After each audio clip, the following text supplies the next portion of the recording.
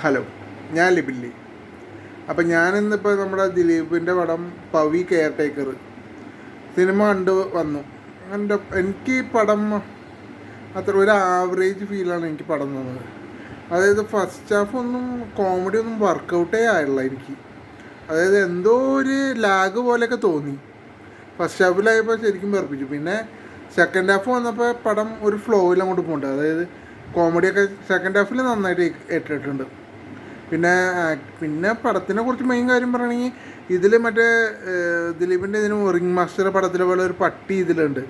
അപ്പോൾ ആ പട്ടിയും ദിലീപൊക്കെ ആയിട്ടുള്ള മറ്റേ അതൊക്കെ രസമായിട്ട് വന്നിട്ടുണ്ട്. അതായത് നല്ല രസമുണ്ട് അത് ഒക്കെ കാണാൻ. പിന്നെ ഇതിൽ ദിലീപിൻ്റെ ആക്ടിങ്, അത് നമ്മൾ സ്ഥിരം ദിലീപിൻ്റെ പടം ഒന്ന് കേൾക്കുമ്പോൾ ഒരു കോമഡി ഓറിയൻറ്റഡ് ആയിട്ടുള്ള പടമാണ് നമ്മൾ ഉദ്ദേശിക്കുന്നത്. പക്ഷേ ഇതിൽ കോമഡി ഇല്ലെന്നല്ല, പക്ഷെ എന്നാലും അത്രയ്ക്ക് കോമഡിക്കല്ല ഇതിൽ സ്ഥാനം കൊടുത്തത്. ഇതിൽ മറ്റേ സെൻറ്റിമെൻറ്റ്സും ഇമോഷണൽ കാര്യങ്ങളൊക്കെ, അതായത് ഒരു വ്യത്യസ്തമായൊരു ദിലീപിനെ ഈ പടത്തിൽ നമുക്ക് കാണാം.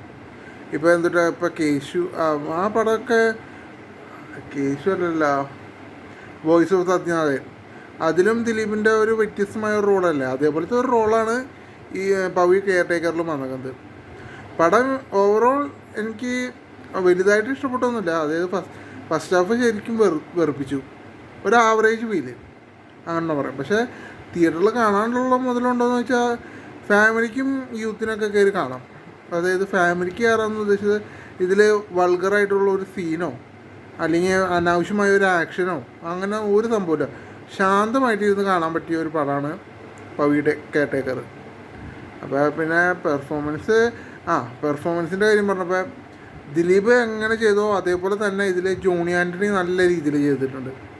അപ്പോൾ പടം എനിക്കൊരു ആവറേജ് ഫീൽ തന്നിട്ടുള്ളൂ. എന്തായാലും കണ്ടു നോക്ക്.